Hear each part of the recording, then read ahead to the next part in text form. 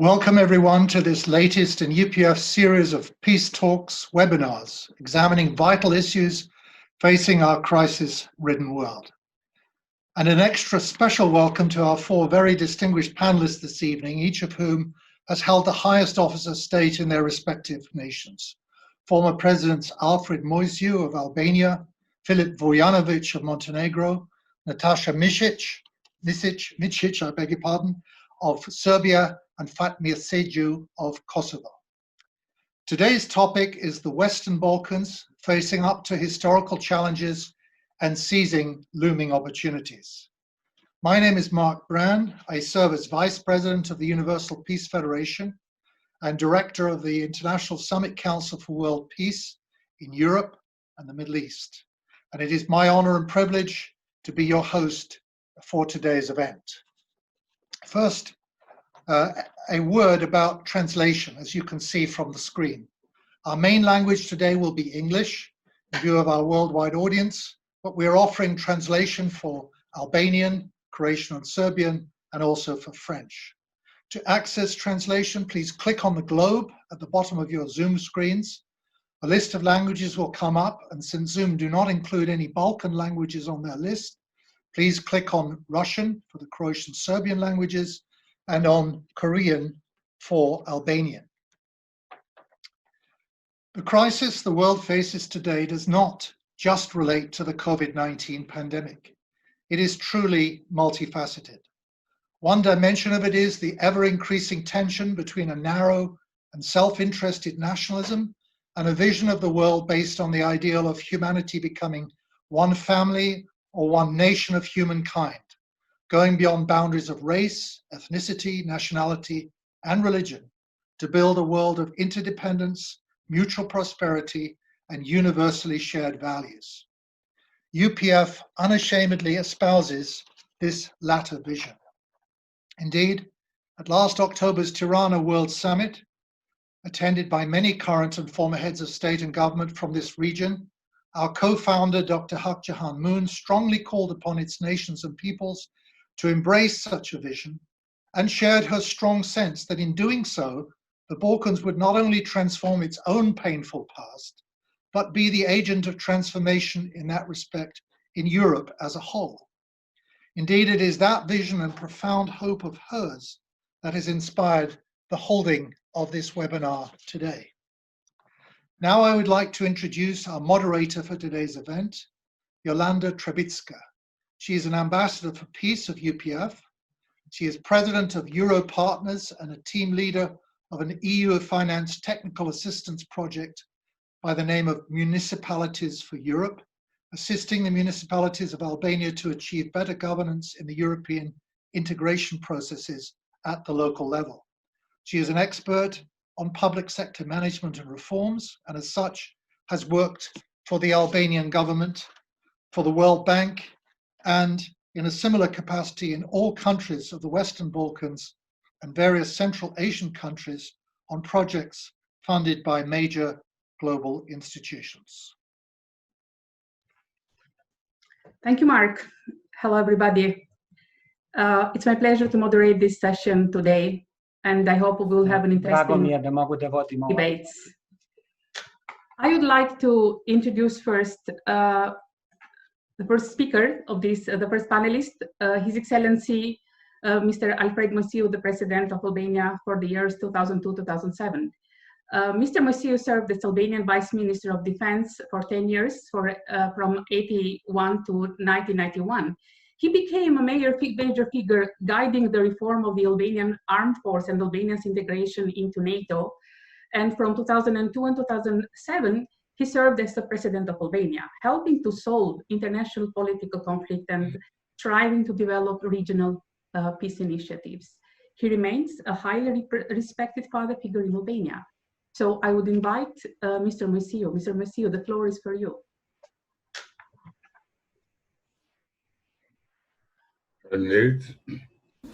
Thank you.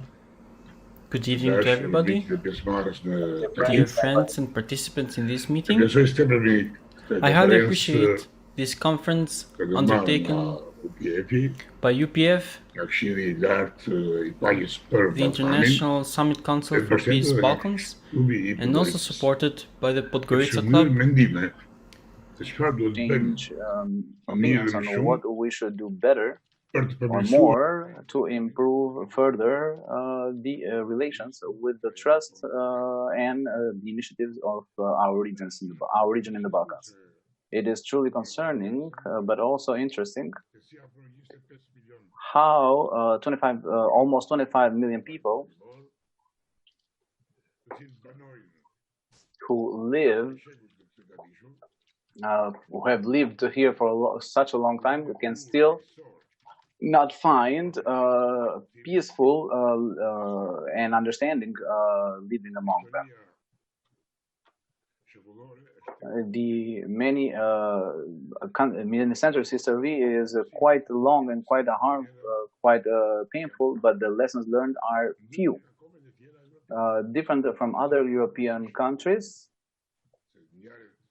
which even though they may have had problems in the past and a very problematic past, have been able to find their balances.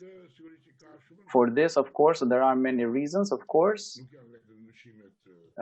This is not just the linguistic changes, the cultural changes, or the traditions, or the different beliefs, religious beliefs, and of course these create problems among all, and there should be. But if we go in depth, we can clearly see that first of all, there are political interests and policymaking interests at the local levels, which are more interested in their being empowered than to ensure peace and understanding between their peoples. Of course, in the current situation, a negative impact comes also from religious leaders of some countries, who have not only have made no steps forward and stick to their old mentality and nationalistic mentality, but also make endeavors to basically keep them alive. If we look generally at the situation in the Balkans, in the Western Balkans, I mean, we can clearly see that the development is unequal among these countries, from political development and also economical development point of view. Not only that, but from a point of view of European accession, there are differences. For example, Serbia and Montenegro have their negotiations opened, to which, of course, it's a wonderful thing, but Albania and Northern Macedonia, regardless of the efforts they have made and have also met somewhat inadequate request of our neighbors, have are still on the path to opening negotiations, and this path is not, and it's also not known. Even though we have made a request for membership, while Serbia unfortunately still blocks Kosovo in its request and in its efforts to join the EU. And even some member countries of the European Union still refuse to recognize Kosovo as a state.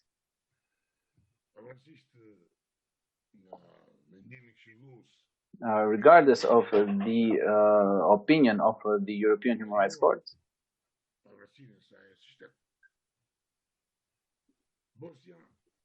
Bosnia has a situation that is neither here or there, as far as I'm concerned, with a bipolar state, with different issues among each other, and it is difficult for them to live together. And this has made Bosnia into a country which cannot be governed, while Kosovo and Albania, unfortunately, are in a political crisis, in a never-ending political crisis. This makes that the political leaders have failed they are basically fighting to get into power at any point and any consequence.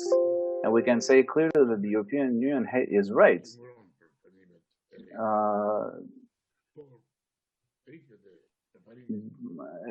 But the movement along on our part is our progress is truly slow, which impacts very negatively the mentality of our peoples.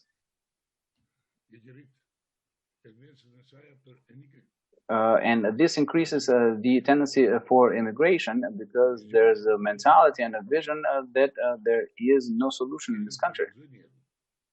People need to enjoy their life, of course, and life is short, and as a result, they are not patient. For this reason, I would propose that the European Union become more tolerant towards our countries. And I'll mention here an old military saying that the soldier learns to march in a line. So the inclusion of the Balkans, the Western Balkans in the European Union in an accelerated pace would be more productive than sticking to the end to all of the bureaucratic procedures that have been installed. And of course,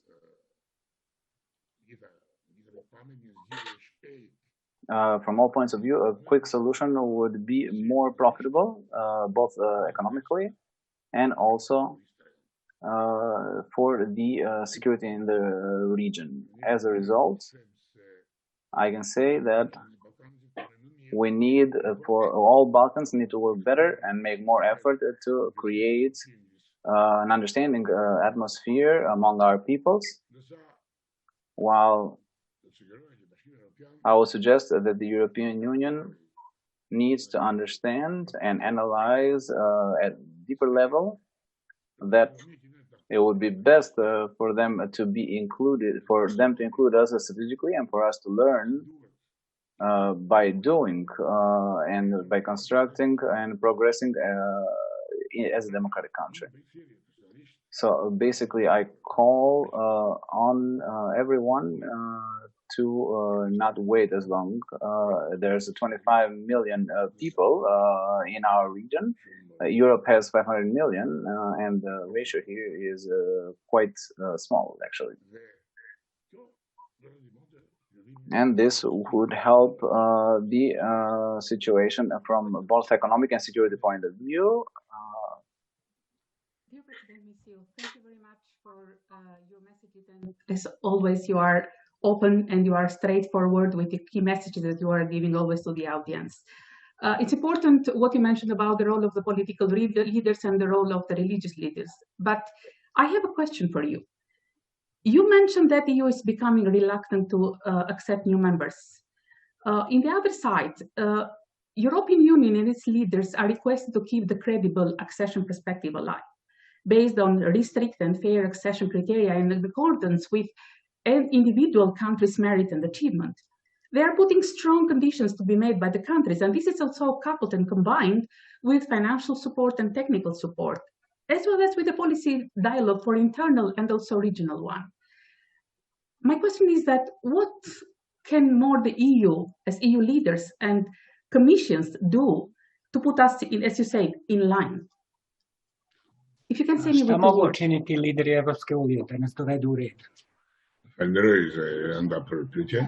Thank you for the question. You said that I'm open and direct, and that's true. But I need to say this, that my experience, and I'm an old statesperson, and I not only know my country and the region, but also I have contributed in this regard. So being knowledgeable about this, I believe that we should look at things, we should get the bull from the horns, basically. And I believe that the acceleration, as I noted, of the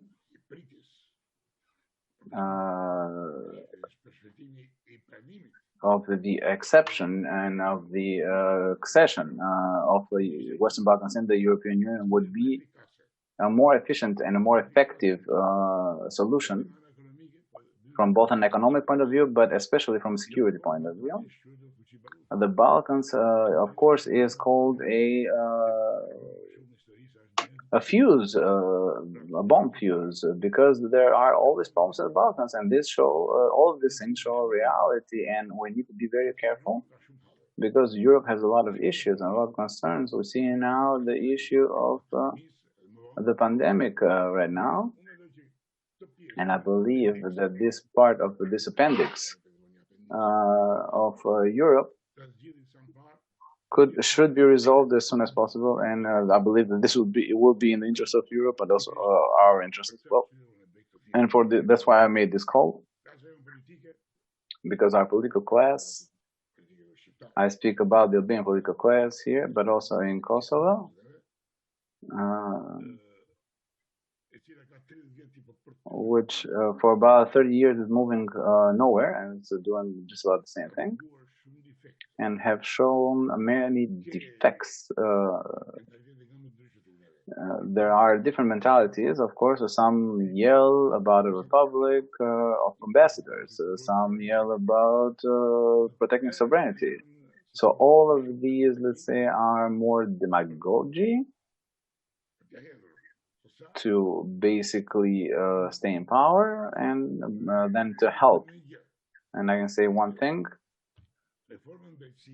that the justice reform here in Albania, which is being successfully implemented in Albania, would not have achieved this success if without the direct intervention of the European Union and the United States to achieve this and to realize this. Thank you. Thank you, Mr. President.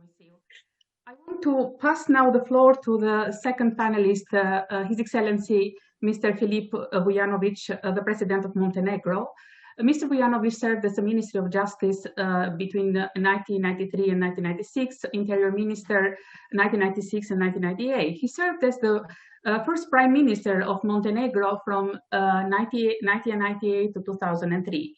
After briefly serving as a Speaker of the Parliament, he was the President of Montenegro for about 15 years. In 2006, he played an instrumental role for Montenegro join NATO Partnership for Peace program. Mr. Vujanovic, the floor is for you.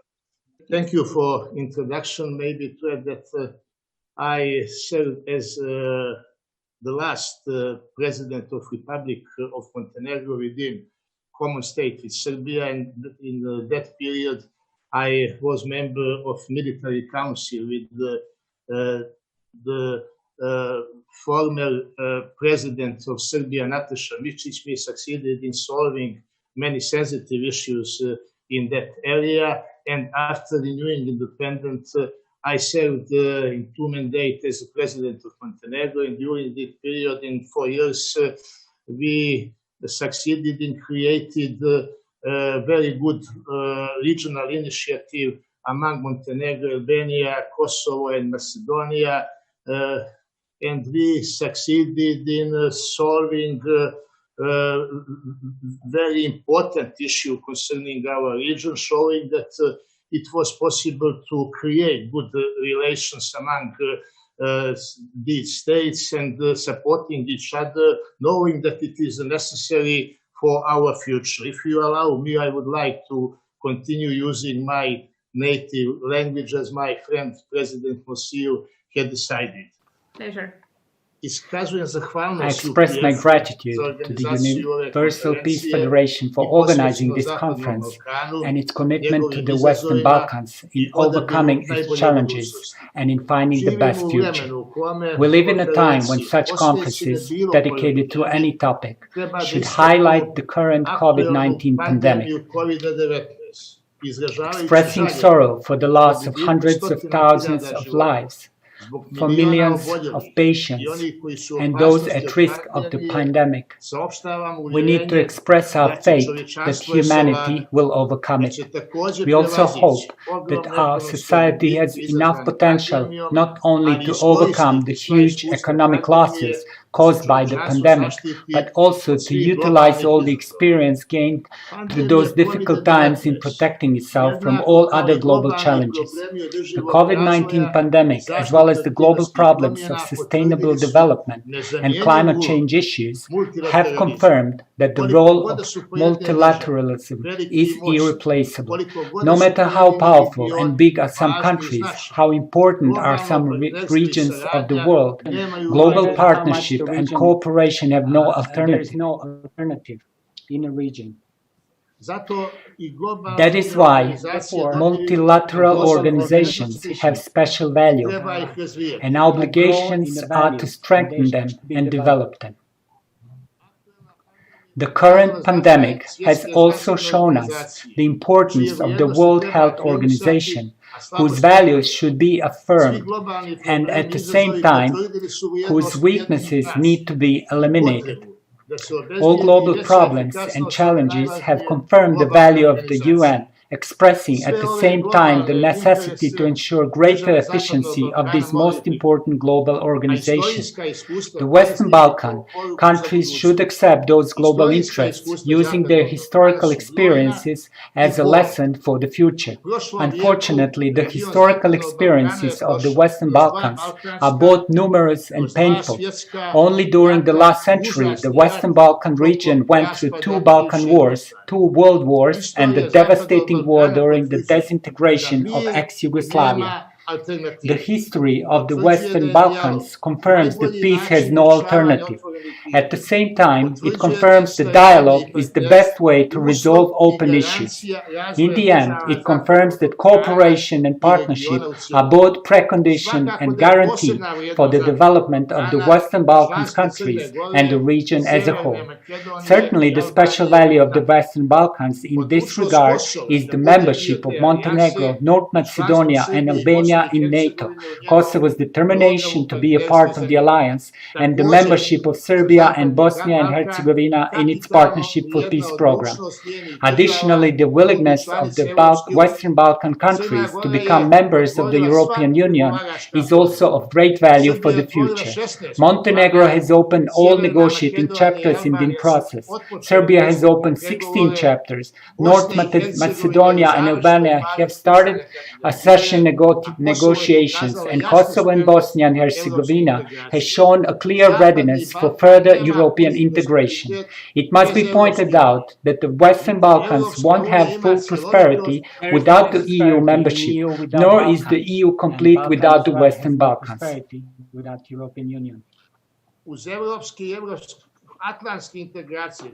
In addition to the European and Euro-Atlantic integration, the Western Balkan countries should also be dedicated to further strengthening the ties of regional cooperation in the field of economy, education, culture, science, research, and innovation. They have committed themselves to this by the agreement with the EU and throughout numerous regional agreements and initiatives, among which the most important are the CEFTA and the Southeast European cooperation process. But first of all and above all, they are obliged to do so having in mind the individual and common interests. Finally, in order to emphasize the importance of cooperation between the Western Balkans, the Podgorica Club, whose members are participants in this conference, was established. Members of the club are former presidents and prime ministers of the Western Balkan countries, Croatia and Slovenia. Throughout our work, we are strongly advocating European integration of the region, supporting the regional cooperation at the same time throughout strengthening ties in areas of mutual interest. We will resolutely continue to promote these values and the need for cooperation and good neighborly relations. I am convinced that the future of the Western Balkans lies in deeper connectivity and affirmation of European and Euro-Atlantic integration. Thank you very much for your attention. Thank you, Mr. President. I noted that there were some problems on the interpretation of the language. I hope this will be corrected and measure will be taken that all participants can hear the panelists. Mr. President Vujanovic, your key message in this conference was Western Balkans won't have full prosperity without the EU membership, nor the EU is complete without Western Balkans. There are, you mentioned many agreements that are signed, which help to boosting economy of the Western Balkans and also the cooperation among the countries. And these agreements are signed in different fields of economy, science, culture. My question is that such agreements often are monitored, but the monitoring remains at the technical level.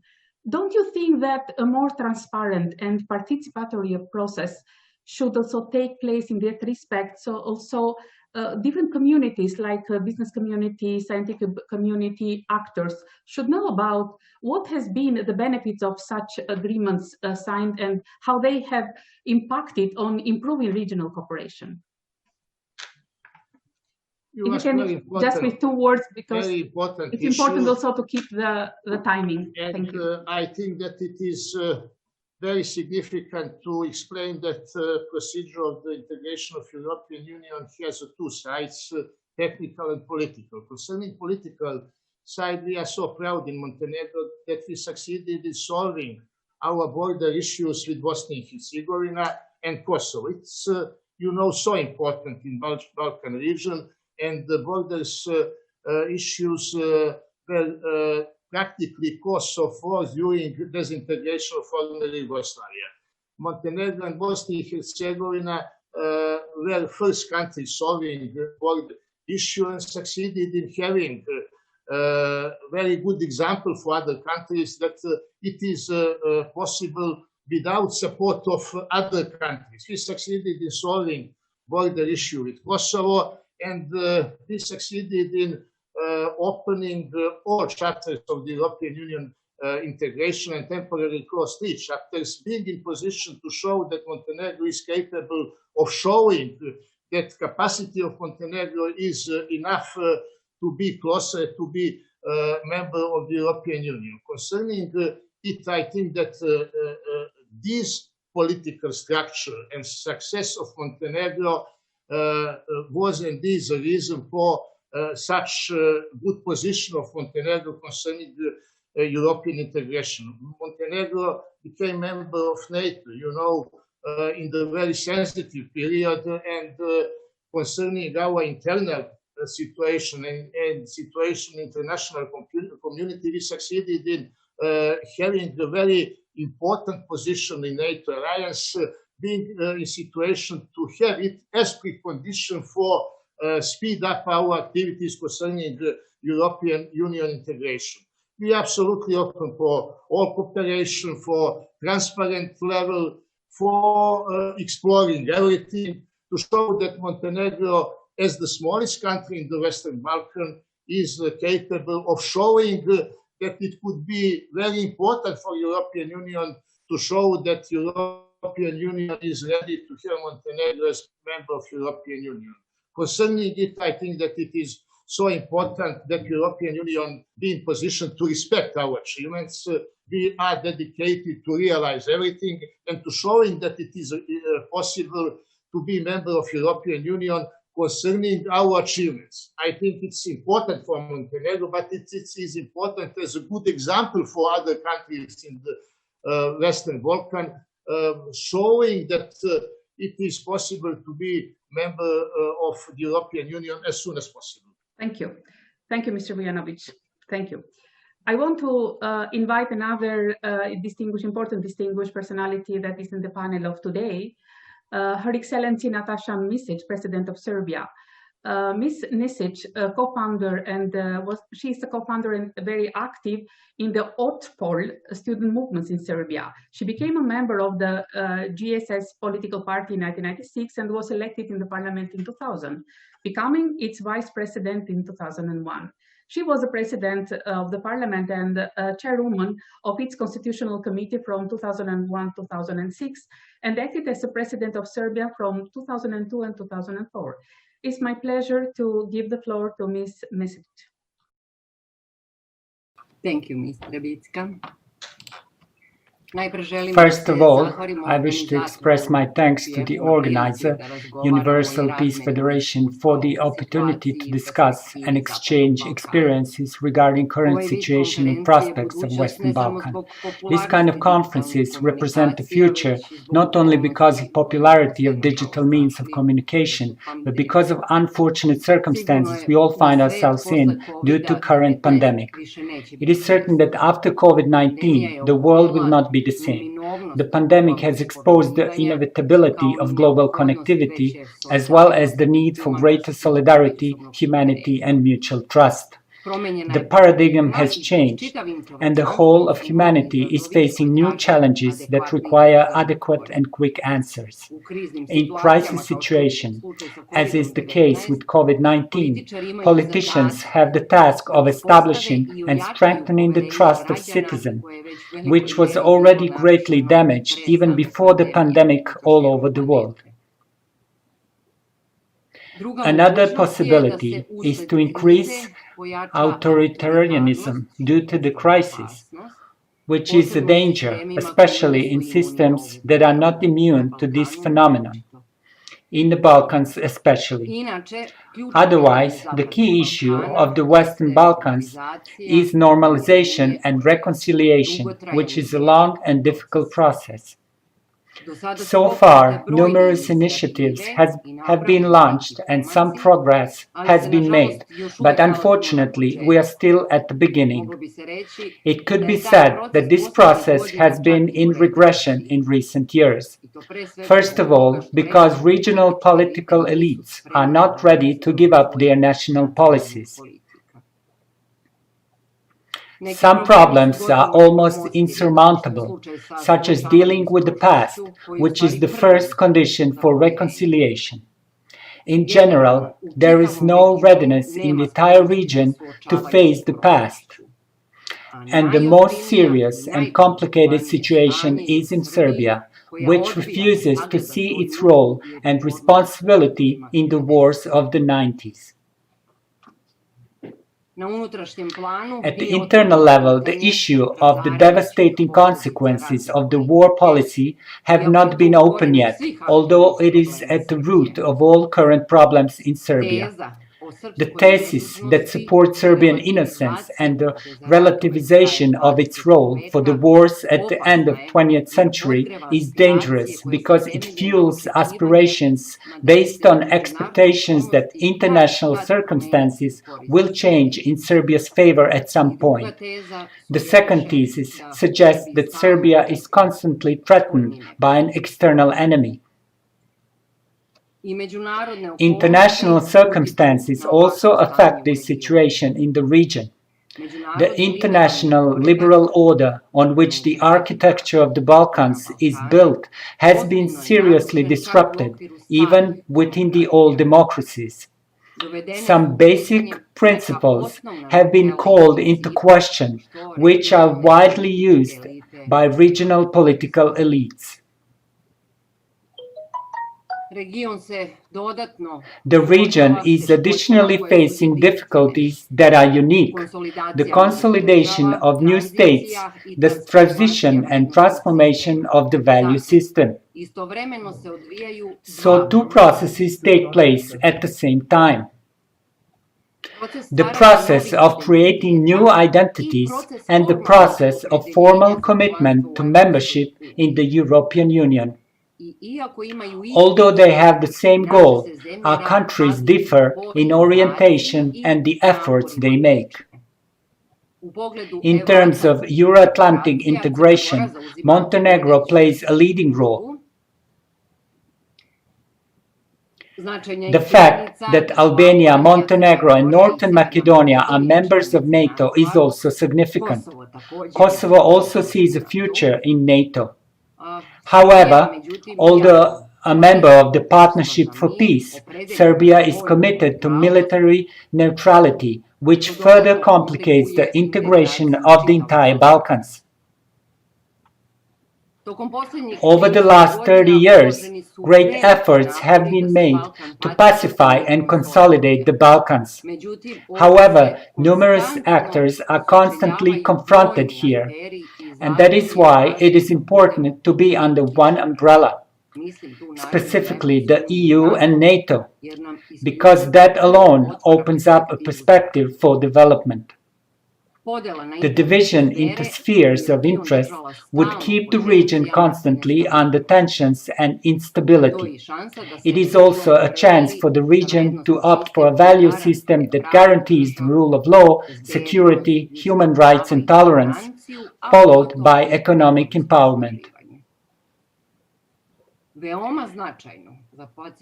Resolving the Kosovo issue and consolidating Bosnia and Herzegovina is very important for the pacification and relaxation of the Balkans. Only as a region can the Balkan states be relevant in international relations. That is why regional cooperation is imperative, but she must be honest and equal. The Western Balkans still needs the strong support of the European Union. Otherwise, a favorable space is created for other partakers to interpose and manipulate. True, the EU has reduced its influence in this area due to internal problems, but that is why Germany continues to persevere in these efforts. On the international scene, all Balkan countries care more about the individual image and attach more importance to the balance of power in the world than they show a willingness to cooperate with each other. That is why every kind of cooperation is precious. This webinar is also a good way, but I would also like to mention the importance of organizations such as the Podgorica Club, which brings together former presidents and prime ministers of the region, or, for example, the Regional Women's Lobby, which brings together current and former politicians and civil society representatives. I believe that in the future, such initiatives will become more and more important, that there will be more of them, and I especially hope for more successful regional cooperation. Thank you for your attention. Thank you for very objective and honest analysis that made through your speech. You mentioned that the regional cooperation is imperative, but it must be honest and equal. Can you please very briefly explain a bit more about this inequality issue? What do you mean by this, that need to be equal? Thank you.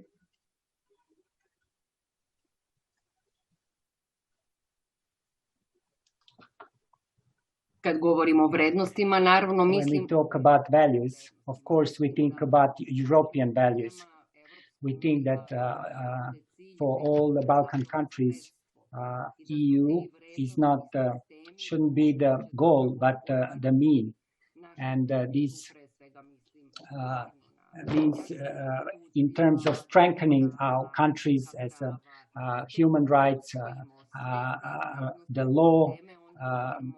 And when we implement all these systems of value, our situation would be better and we would not have such a problems. Therefore, I've been talking about these parallel processes that are taking place. Of course, I always point out that Serbia has the most complicated role and the highest responsibility for the wars during the 90s. And unfortunately, there is still no consensus in Serbia to face this reality. There are some elites that are working on that, but they are in my minority. There are some parts of civil sector with the help of the international community, but all that is not enough. Therefore, as I said, unfortunately, we have a statistic that our young people are strongly nationalistic oriented, and they are also some small part of extreme nationalists. And I believe it shouldn't be the case if the political elites and the other government institutions have taught young people about our responsibility in all the wars. There are too many stereotypes, and it's very bad for the future, especially for young generations. Thank you.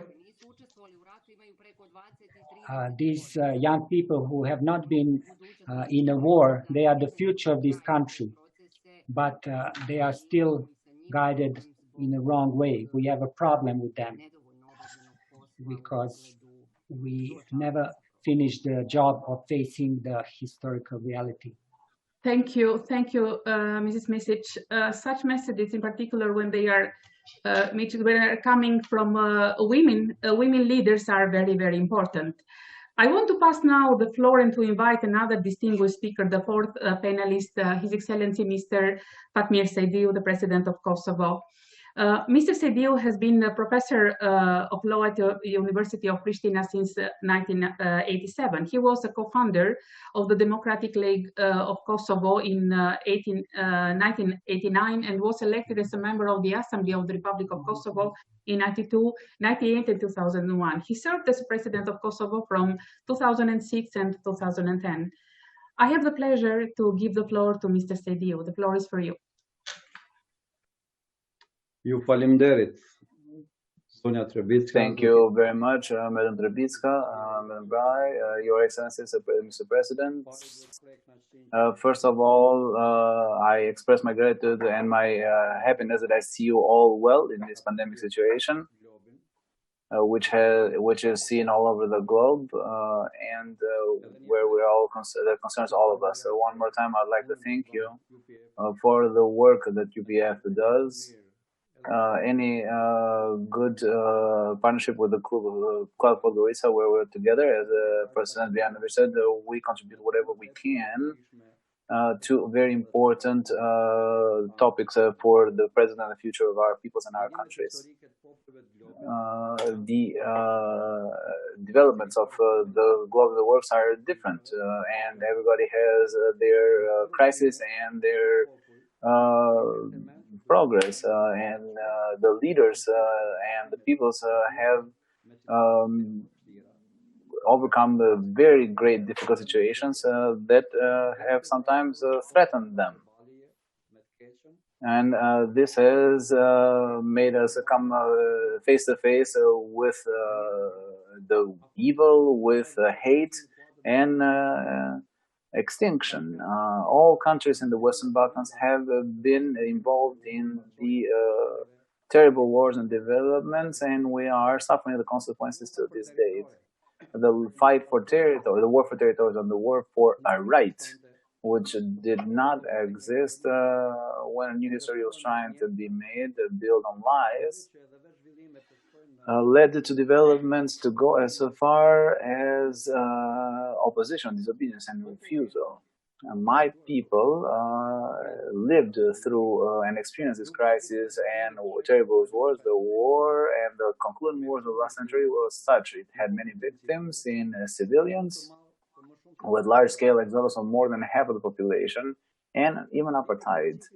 At the end of this cycle of violence, thanks to the intervention, the solidarity, and the humanitarian aid of the wider international community, which brought an end to violence and the evils that we were experiencing, has brought a new stage in our development. Despite the objective and great hardships of our path to building a new free Kosovo, was and is based mainly on the vision of building a state of all its citizens, a state where human rights and freedoms are guaranteed and are being respected beyond the criteria applicable to the old continent. We have been and we are determined that our path will not be hatred, will not contempt, and even or apartheid. The evil, this is the evil that we experience ourselves. All this is arrived with a policy of wisdom based on the foundation of humanism and the motive of patience and without hatred. Dear friends, today's challenges in the Western Balkans, but also in each country, after what we have been through, are still great.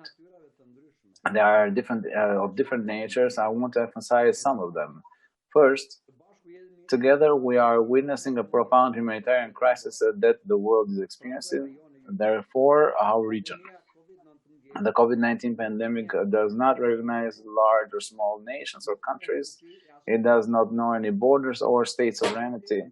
COVID-19 is equally dangerous to large and small nations. It strikes relentlessly. The death toll is high. It is adding up, and to the extent that since we are not seriously dealing about it, it will lose its power as our common conscience rises in the fight against the virus. The physical distance among people is a need, as recommended by the WHO, and national health institutes in all countries means that and should imply that at the same time human closeness and mutual understanding. Uniformity in treatment in this world close to nearing 8 billion, with its racial, cultural, religious diversity is essential.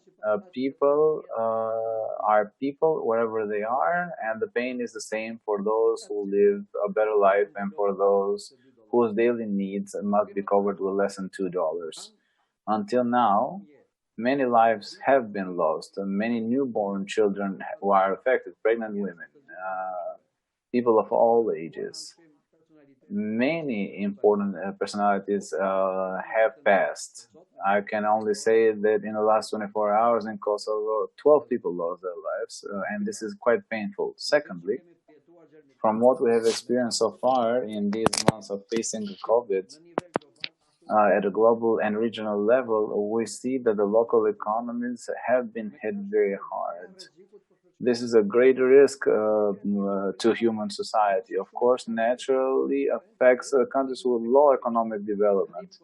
My country of Kosovo, in this month, is experiencing huge hits at her economy and shocks at her economy. From what is told, some 56% of the businesses are not operational anymore. Even though there is a level of adaptation to the new circumstances, it is noticeable that all fields of activities of general interest have been hit hard, and I believe that this is true for other Balkan countries, but also beyond our region.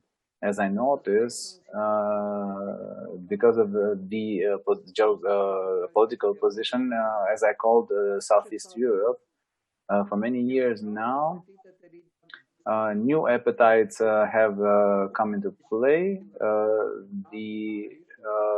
Of course, this is a way to fight and to endanger the people of this reason.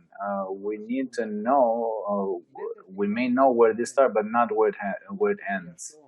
We need to exclude such ideas, and we need to refuse such ideas because in themselves they carry risk and hazard.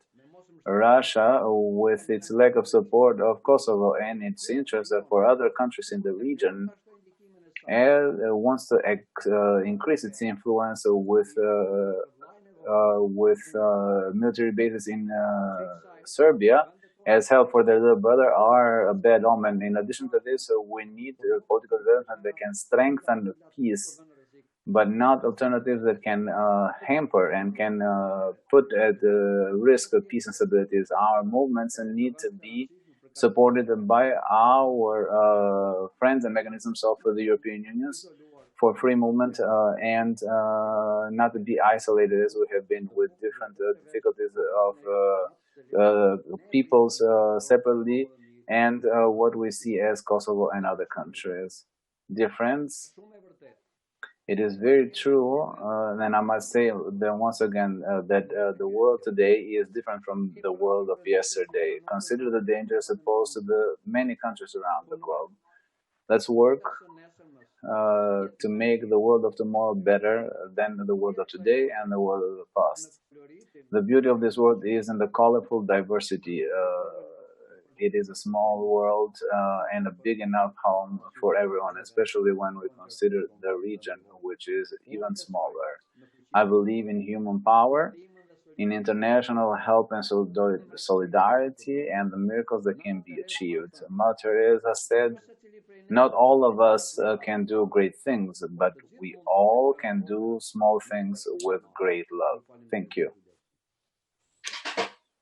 Thank you very much, President Moisiu. Sorry, President Sediu. You're welcome. You're welcome. Thank you. Sorry for my lapsus. No, I want to ask, let's say, the question from how you just ended your speech with the wording of Mother Teresa. Not all of us can do great things, but we can do small things with a great love. I want to rephrase a statement from the white paper on future of European Union that was developed in 2017. What future do we want for ourselves, for our children, and for our union?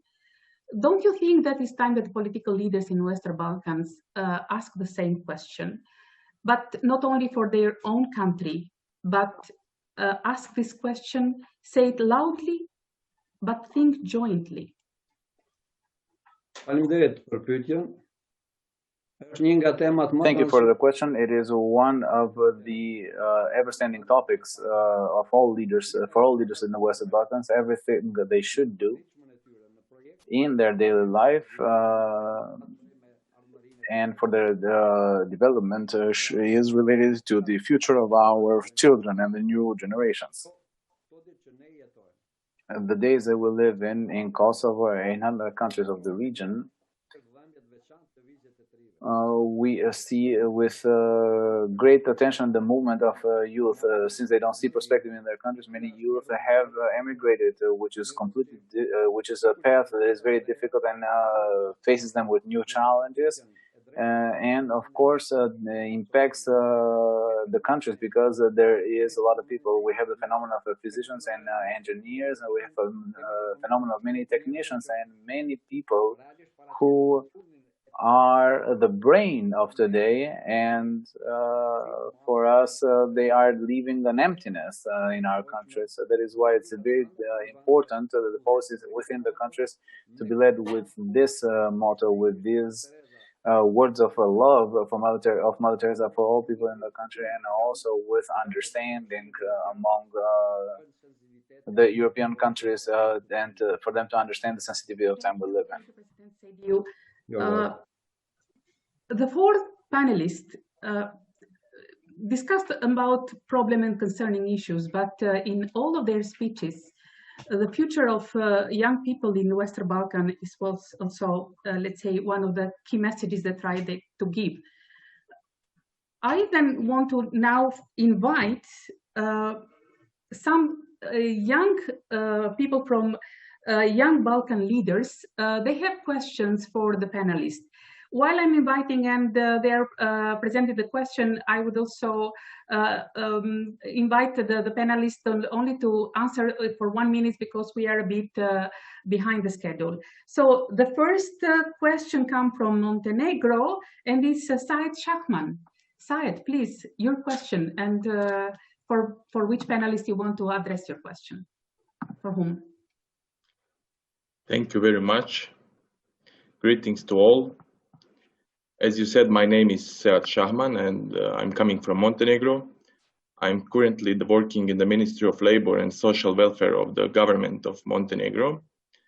I thank the organizer for the opportunity to be the part of this video session, and I have a question for President Moisiu.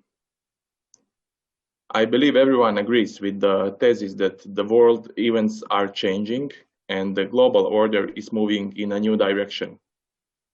You referred to the problems of the countries in our region and to some open issues that burden us, especially the younger generation. The Europe we aspire to join as the Western Balkan region should have more understanding about us. We see our chance in such a united Europe. Well, the concrete question is, do you believe that during this current European Commission mandate, by the beginning of 2025, some Western Balkan countries will manage to fulfill the obligation and join the EU? and thus help their neighbors to integrate as soon as possible. Thank you very much.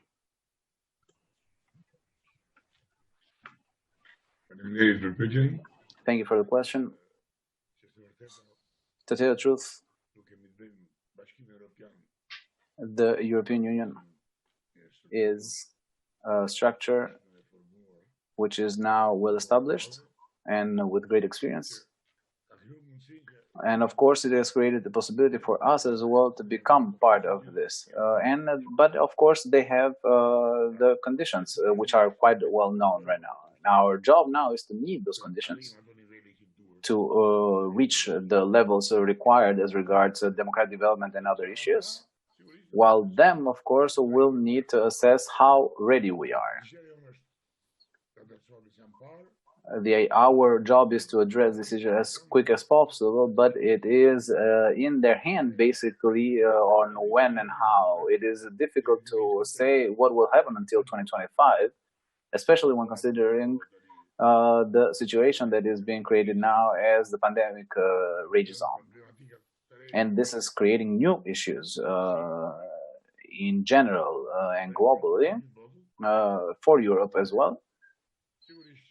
And of course, in order for us to move in parallel, we need to work hard.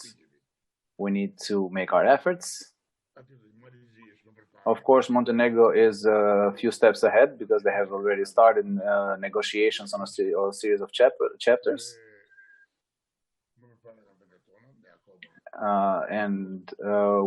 Our countries are still not negotiating any chapters yet. But of course, the pace will depend on the work of each country. I truly hope that Montenegro is in by 2025 because it would truly be an impetus for all of us. And I also hope that trust and confidence is developed for our entire region on the side of the European Union countries. Because there are, of course, some skeptics among them. Thank you. Thank you, Said, and thank you, Mr. Masih, for answering the question of Said. The second one is Shkurta Hodoli from Kosovo. For Shkurta and other young people, I want, since that we are a bit behind the schedule, could you please just go right to the question to shorten the time, and for the panelists, please keep this 1 minute time for answering to the question. Thank you for your understanding. Hello, everyone. My name is Shkurta Hodoli from Kosovo. I am a Youth Peace Ambassador of Universal Peace Federation, and I work as a coordinator assistant and PR at the Center of Human Rights of University of Pristina. I would like to ask a question to President Vujanovic. We usually talk about the importance of cooperation and mutual understanding for peace and economic development between countries, but rarely are young people's view taken into consideration, yet they represent the future of nation. Young people are the most concerned about European integration of any social grouping, as it will positively affect their education, their future. So my question is, how do you envisage young people from the Western Balkans being involved so as to ensure a more effective and positive process of integration into the European Union? Do you think that if youth group coalitions in the Western Balkans get together and create strong single regional coalition, that in the core of its mission could have building the future of European Union perspective of our countries, speaking with one voice, acting together, would be more effective? Thank you.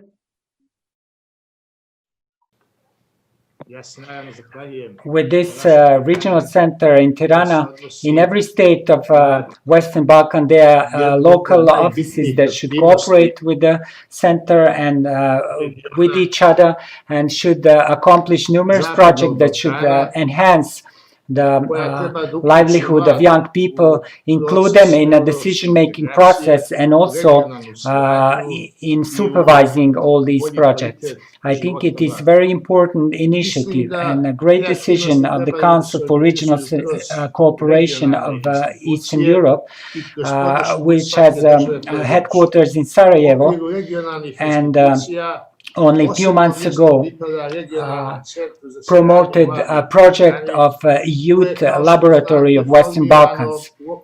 It is a very important project, a 3 years long project that is fully supported by European Union financially and otherwise, and that should ensure that young people of Western Balkan have access to the a labor market, diploma nostrification, and that will lead a political policy of projects that ensures that young people stay in this region. As you know, there is a Council for Regional Cooperation that is doing the constant research, and it shows one extraordinary fact, that young people, over 60% of them believe that there are more things that bring us together and help us unite than the ones that are dividing us. I think it is very important that all the countries establish the cooperation and save the young people within their states, and ensure and give them all the preconditions that they stay in their countries, and that also through the exchange of youth that the Western Balkan can ensure its cooperation and unification. There is one great program in Montenegro that brings young people to different nations for traveling throughout the European Union, and give them opportunity to meet to get to know the values of European Union and habits. I think that he right answer to the question of Shkurta about creation of these regional youth networks, and we hope that both RICO and RCC will, let's say, their contribution will bring some very good results for youth support and involvement. I want to pass now the floor to Brandon Kotori from Albania to ask the question, his question for one of the panelists. Brandon, the floor is for you. Thank you. Hello, dear excellencies. My name is Brenton from Albania, and my field of work is mainly focused on public relations and politics, but also for the past 3 years I've worked as an auditor at the Albanian Supreme Audit Institution. Concerning the topic, well, everywhere in the world people are showing their irrationality by claiming that their country is the best in the world. And in the Balkans, this problem seems worse than most places. If only the Balkan people could just stand back and observe impartially, they would understand very easily that their cultural and ethnic identity is all and the same. We also have a taste, I would say, for authoritarian leaders, especially lately. Therefore, my question to President Micic should be, what do you consider to be the best solution for the Serbia-Kosovo dispute? And do you believe in cultural exchanges and economic cooperation to bring together the people of Balkans? Dobro pitanje. It's a good question. Thank you, Mr. Kotori. Of course, through economic and cultural cooperation, the relations are enhanced, and everything starts basically in a culture and economy, and of course, money always finds away, I believe, most important problem, and I may be making this point too many times, but I think we need political reconciliation that also requires that we introduce each other. We don't actually know each other so well. Even though we are on the Balkan and we have such a similar culture, we don't know so much about each other. I know that in Serbia, very few people know much about Albania and Albanian people. But lately there's been tourism and some traveling and exchange, cultural exchange, but we are, of course, have a very big burden with the situation of Kosovo. And this also brings problem to a relationship between Serbia and Albania. This is the problem that should have been solved a long time ago. I'm very sorry that Ahtisaari's plan was not accepted. Then there was a Bristol agreement, but now it's another phase. We lost too much time, but actually there was no resolve. We didn't resolve, and this really burdened us, not only Serbia and Kosovo, but the entire region, including Albania and all other countries. So there will be no real peace and prosperity without the current situation between Kosovo and Serbia, and also the consolidation of Bosnia. I'm very sorry that I'm such a role, but I use this opportunity to say that in both of these situations, situation in Kosovo and Bosnia, through Republic of Srpska, Serbia has is a disrupting factor. I'm very worried about this, and I'm against this. But independence of Kosovo has, of course, strengthened the aspiration of Republika Srpska doing the same. And you probably have saw that there was some dividing of land in Kosovo, and some new ideas regarding Republic of Srpska. But I think any change of borders in Balkans will absolutely cancel all the effort of 30 years and to pacificize this area. Thank you. Thank you, Brendan, and thank you, Mrs. Nisek, for answering to the question that Brendan raised. I want to give now the floor to Ivan Đurić from Serbia. Ivan, floor is for you. Please keep it short because we are a bit behind the schedule. Thank you. I will be very short. Thank you very much. I'm Ivan Đurić from the Youth Initiative for Human Rights in Serbia, and I would like to address my question to President Sejdiu, maybe to follow up on what President Mičić just said about how our societies and how we do not know each other, and that there are these divisions between us.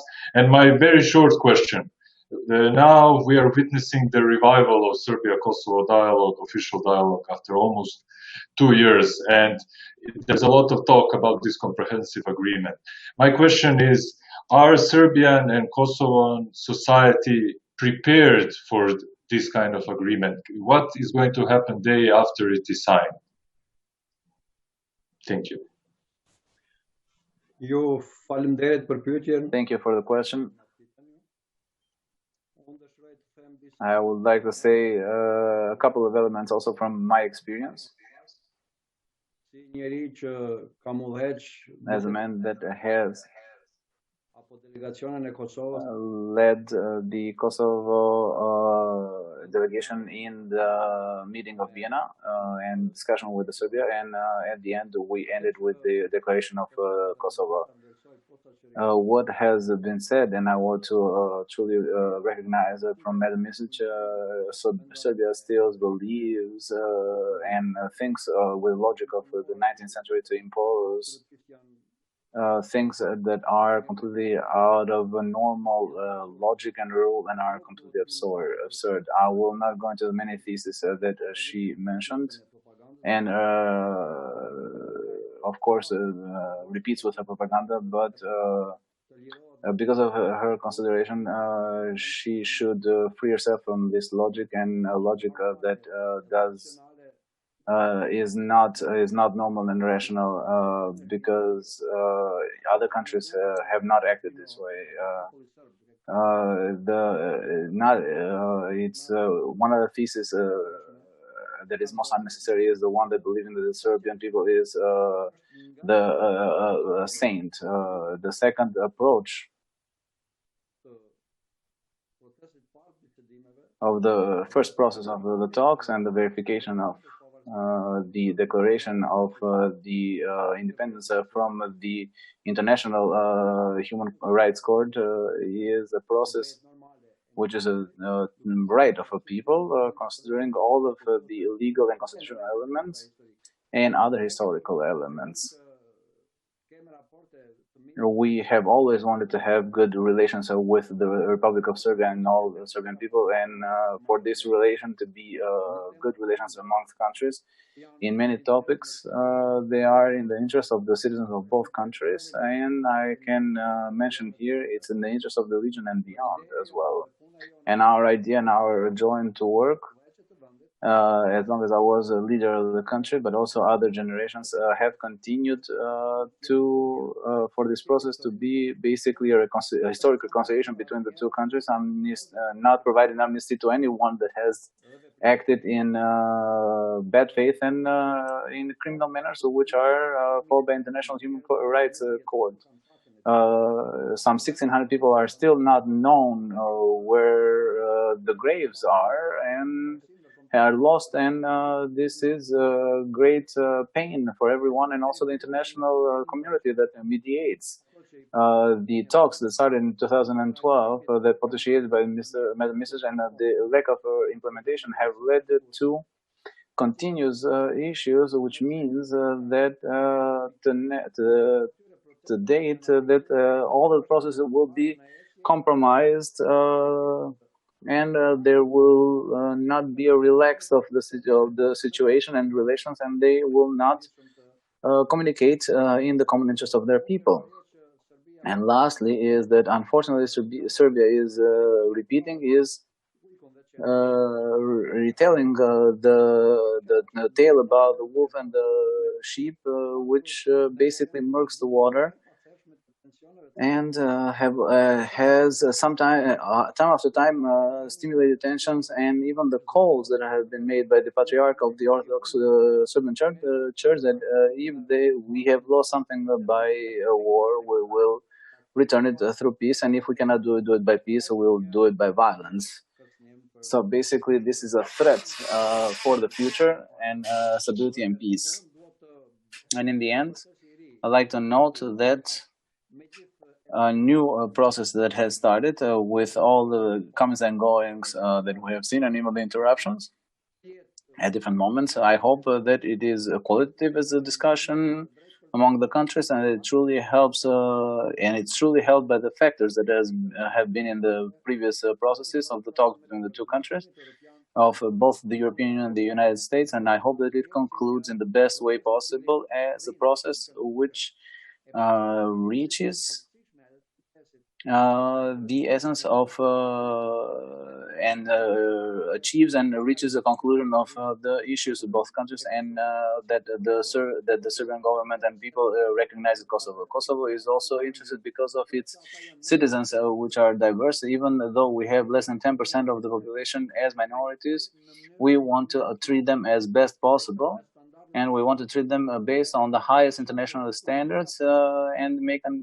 give an example, as President Adisari said, sui generis, in this model that is,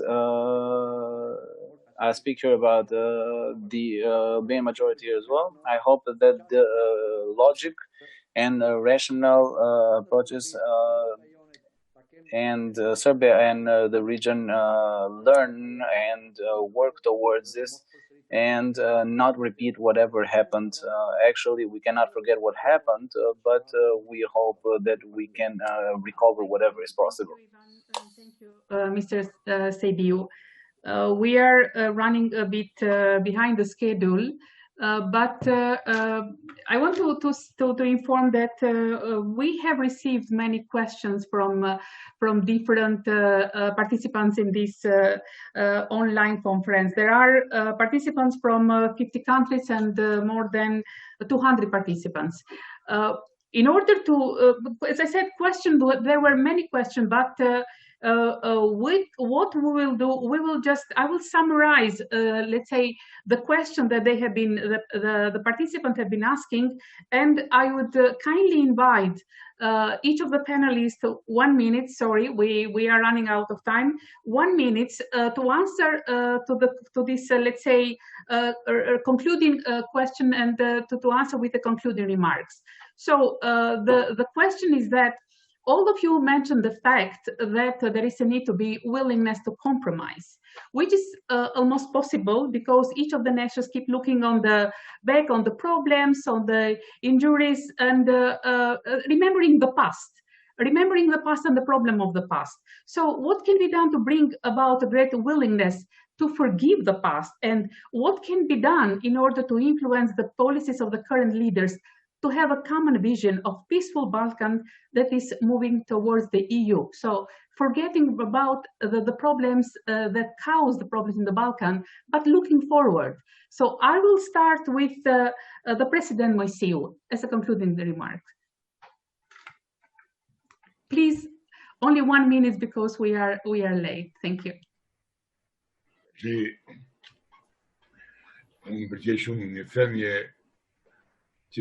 I really like saying that you can choose your friends, but God gives you your neighbors. So we need to fight to find ways, the best ways possible of understanding to ensure the lives of our people, and especially to give our youth a perspective for better life. Thank you. Thank you, President Moisiu. I want to invite Mrs. Micic for her concluding remark and addressing to the question of the concluding question of the panel.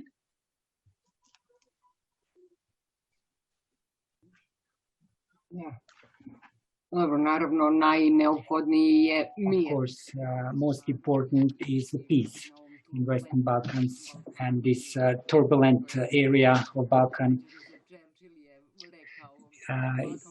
Remember, even Winston Churchill said the Balkan produced so much history that it cannot even absorb it itself. It will be nice if all our politicians could start making history that could be more easily absorbed, and it should be based on cooperation of every kind: economic, cultural, political, and of course this we cannot do without European Union. We need support specifically for strengthening the institutions, to creating law states, and these are all the steps that should lead to stability of our states, and that should in that case be more happy and satisfied itself, and therefore easier to cooperate and to join together. This is the vision we all hope for the future. Thank you, Mrs. Micic, for your vision. I want to invite Mr. Seydiu for the concluding remark and addressing to this question, although that the majority of you talk about the problems of the past. I would say that I will kind of repeat what, without misunderstanding, what President Clinton said in Firzai in 1999. We cannot obligate to forget our past, but we need to build our future. We need to build peace. For us, it is important for peace to be made and for it to be the fundamental objective of this generation and their active lives and all of the generations that come after ours. Because with them we'll have better Europe and a better world, and we'll have and we will need to communicate better among the countries, and for this communication needs to be a competition in knowledge, a competition in sports, in culture, in competition in development. Thank you. Thank you, President Seydiu, for your concluding remarks, and we really hope it will bring some contribution to EU, to the big families, the EU that is a perspective. I want to invite the last panelist, the President Vujanovic, for his concluding remark.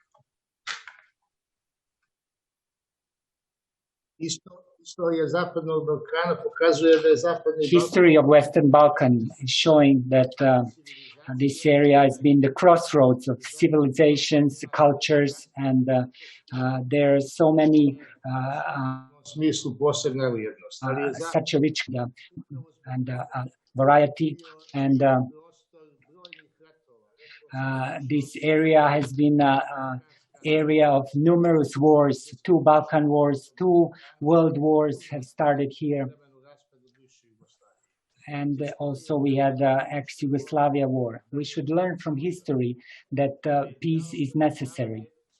Dialogue for resolving the problems is necessary, and mutual cooperation of all the countries is a prerequisite in all the region and all the country. I believe in a Western Balkan perspective, and in the name of such a belief, I really want to thank the UPF for organizing this event and all the panelists and participants, and I hope this can bring a better vision and a higher perspective for the future. Thank you very much, President Vujanovic. On concluding this peace talk, I might say that all the messages that were given today from 4 very distinguished personalities of the Western Balkans were about forgetting the past, cooperating together, mutual trust. I hope that this presentation and this conference today will bring some contribution to what we discussed today, the peace in Balkan, and transmitting the message for having really a Balkan that looks forward, the Western Balkan that looks forward to the joint perspective of the EU integration, and become a very good player in the region and a very good contributor. Here my task finished, and it was a pleasure to moderate this session. It was a pleasure also to invite and to have the young leaders to raise this question. Now I will reintroduce Mark Brown to give the farewell remarks, and say thank you very much to all panelists and to the participants that follow this conference today. Mark, the floor is for you. Thank you. Thank you very much, Yolanda, for your very capable moderation of today's event. And also apologies to some of you who've had technical problems with the translation. I just want to reassure you that everybody's speech and everybody's contribution, everybody's questions are being recorded, and they will be available in video form and audio form, and in many cases in written form on our European and Middle East website. So everything is preserved for posterity, even if it couldn't be heard on the webinar. One of the core precepts of UPF is that to establish a world of lasting peace, it is essential we all go beyond historical boundaries and divisions of race, ethnicity, nationality, and religion, and seek to identify first and foremost as members of one family of humankind, or as we say, one family under God. And that to do that, we all need to learn to forgive, to love, and to unite. Over the last 15 years and more, UPF has held numerous conferences and seminars and set up peace-building projects of various kinds to try to build bridges of lasting peace in the Balkan region, often between previously divided communities, peoples, and nations, under the banner of our Balkan Peace Initiative. In doing so, we have been fortunate to enjoy the support of many current and former heads of state and government, including many on the panel today, and we are deeply grateful for that. I hope and trust that today's webinar will further enhance the impact of that and all other peace efforts in the Balkans. I'd like to express my deep appreciation to our 4 panelists for their participation in today's event. and for the vision and insights about the way forward for the Western Balkans they've been able to share with us this evening. Thank you also to our great audience on today's event from all over the world and more than 50 countries, and to our excellent support staff, technicians and translators who have made this event possible through their hard work and dedication. We sincerely hope to welcome you all to future UPF events as we strive together to build a world of lasting peace and shared prosperity that we all long for. Thank you all once again, and see you all again very soon, I hope. Thank you.